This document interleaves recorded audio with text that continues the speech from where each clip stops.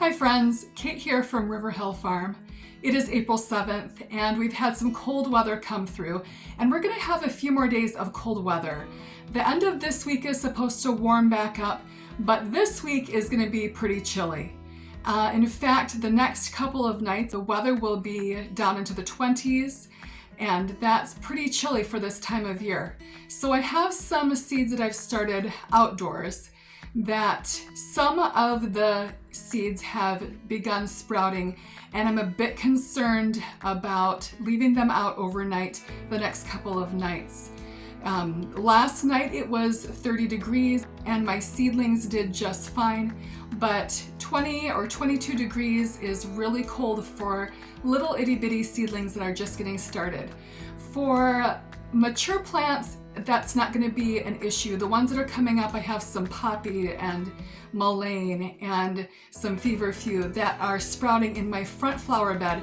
That's not going to hurt them at all. But these little tiny seedlings that are just getting started, I don't want them to be outside in this really cold weather.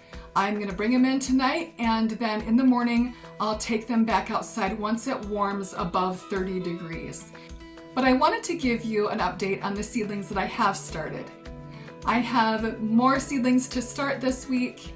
In fact, I'm probably going to start another 5 to 8 trays. I have quite a few coming up because we're about 4 weeks out from the last frost, which means that this is the time that I'm going to start my cosmos and my zinnias and a handful of other flowers like bachelor's buttons. Actually, I'm going to start those and keep them outside. They're cold hardy, and so bachelor buttons and forget-me-nots, they all can be started with a humidity dome outside, and they're going to be just fine. They like that cold weather and it's going to be okay for them. But I wanted to give you a little update on the seeds that I've started, and that will include the basil that I started with you, as well as a lot of other seeds that I started between March 25th and March 27th. So here we go. So as you can see, this rack was large enough for me to put 2 trays on each rack. So that ended up working pretty well for me. I'm glad I got this size. And so here are my Feverfew Magic Single, and they're coming up pretty well, as you can see. Not every cell has a plant, but most do, and they're doing pretty good. And those were from Johnny's seeds, but these ones in these 2 little rows here were seeds that I gathered from my Feverfew in the fall and planted those. Over here I have the purple prairie clover that I started.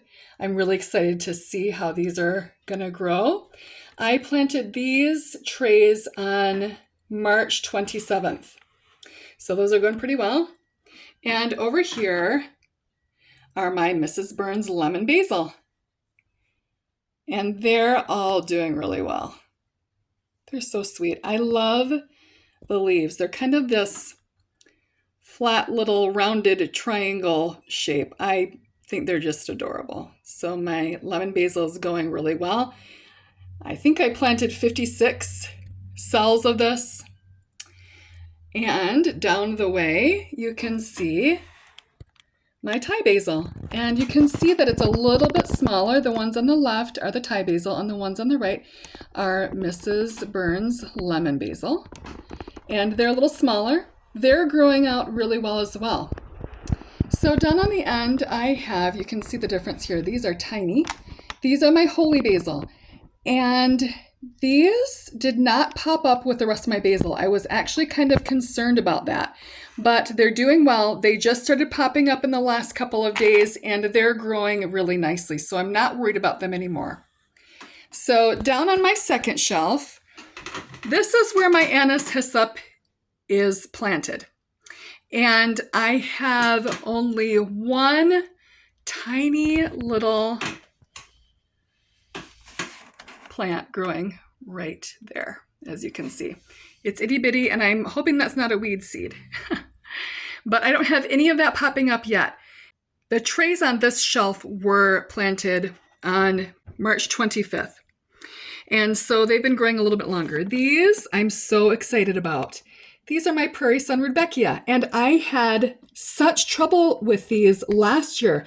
I tried these 2 or 3 times, and they kept getting, I think, washed away is what happened. But they're growing for me this year, so I'm thrilled. And next I have my lemon mint. And these are coming up pretty well as well. I'm so excited about these ones. I'm going to do a second and I think a third sowing of those as well. So in this tray, I am so happy about these. These little seedlings are so itty bitty. These are my spearmint. Aren't they so tiny? They're so cute. I just love them. And for a long time, they weren't coming up, but they started popping up in the last couple of days, and they're growing, and they seem like they're doing pretty good. They're pretty happy. So over here, I have lemon balm. And once this gets going, it just takes over. It's going to be great. And some cells have just one plant in them, and some cells have a lot more. So I think I seeded a lot more in some cells than I thought I actually did. Like that one. They're going crazy. They're doing really well. So that's lemon balm. Moving down to the third shelf, here I have my garland daisies. And you can see they're really stretching for the sun, that the window is over this way, and they're really reaching for it. I actually, every few days, will turn these trays around so that they start to reach the other way, so that hopefully it'll all end up that they're mostly straight. Here are my yarrow, and they're little itty bitty too, and they're coming up pretty well. These are the summer pastels, and they're doing great. And over here, I have Yarrow Love Parade, and I've been really excited about those. You can see I've got one growing there, but they're not growing in every cell yet. And so I'm going to give it a few more days and see if I'm going to get more popping up. And if not, I might reseed in the cells that don't have any yet. Okay, next tray. These trays on this rack were planted on March 27th as well.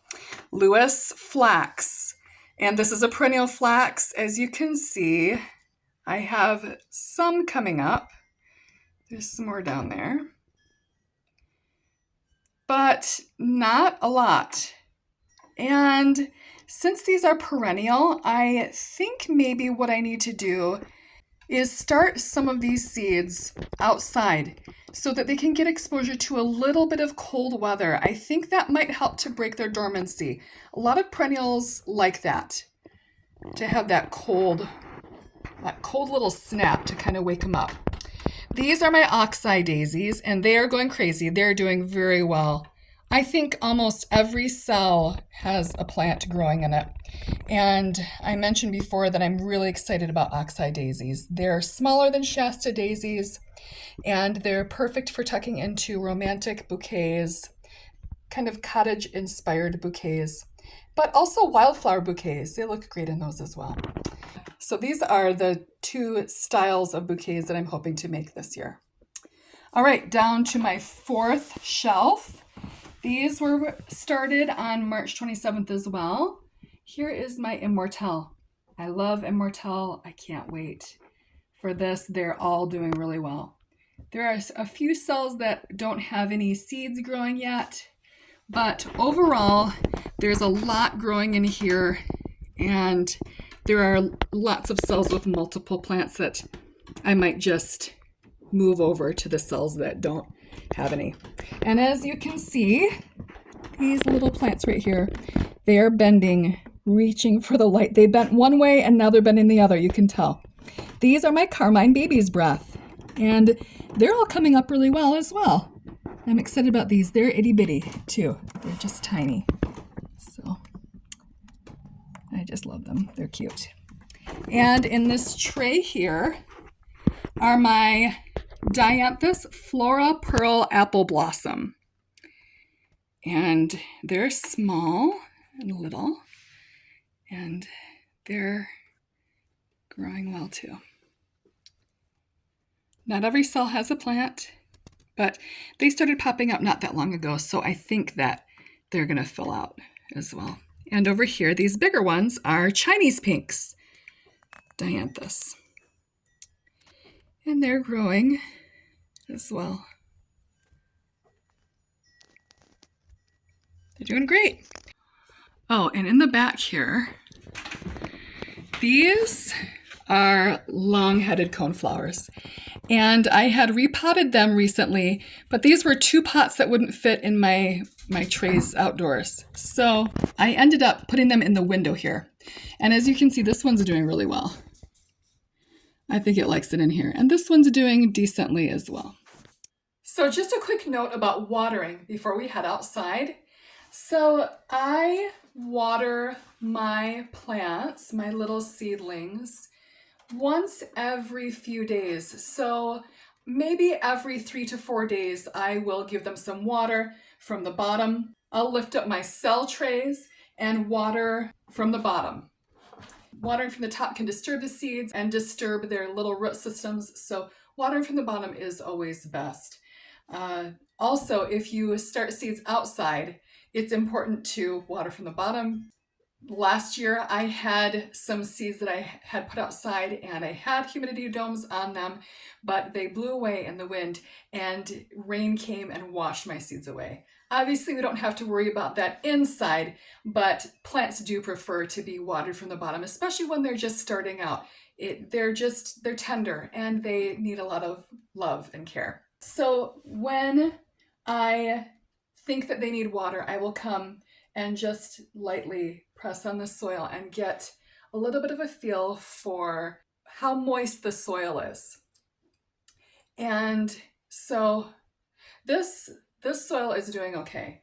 I watered these about 3 days ago and they're still doing okay. I don't want to waterlog my tiny little plants. So if the soil is just barely damp, then I will water them. Sometimes you can overwater on accident. And when that happens, I just make sure to leave the humidity domes off if I've put them on and let the water kind of evaporate. Or you can pour a little bit of water out of the bottom tray as well to alleviate some of that water pressure. You do not want these little seedlings drowning either. So just give them enough water so that the soil is moist, but not wet looking on top. You don't want pools of water. You don't want it to look soaking wet, just wet enough.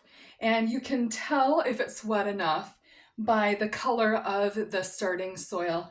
And so this soil right here is a really good color. It's nice and dark brown and rich. Once the starting soil starts to dry out, it's made from peat, so it will kind of fade to this very light brown color, and you definitely don't want that to happen. Once the soil dries out, then it's just no good, and it's really hard to rehydrate. So keeping it moist is key. Also, I will use my sprayer and mist them every 1 to 2 days, and I just come in and give them a little bit of moisture. They like it humid. And since I don't have humidity domes on these, I started these inside, and these trays I did not cover with humidity domes. Once the seedlings start sprouting, then you take the humidity domes off anyway. So with that, then they lose a lot of their moisture. So it's important to just keep them a little bit moist, a little bit of mist on their leaves. That helps them to grow well as well. Okay, so here I am outside. The weather is supposed to be really cold the next few nights. It's supposed to get down in the 20s, and that's going to be a little too cold for the plants I've started outdoors. If they were full-size plants, I would not worry about them. But since I've got little tiny seedlings growing, I'm actually going to bring them in. Last night it was 30 degrees and my plants all did fine, but since it's going to be so chilly, I'm just going to bring them in for the next 2 nights. So then it will start to get back into the 30s and 40s overnight, and I won't worry about them anymore. But I'm going to let you see what they look like right now and show you what's kind of going on outside.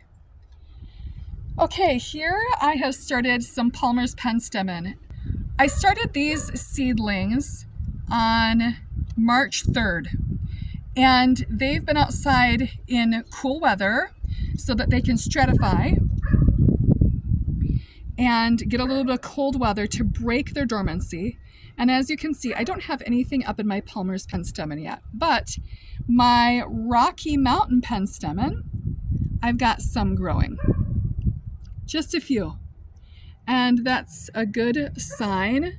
It probably will take a little bit longer for these ones to all pop up.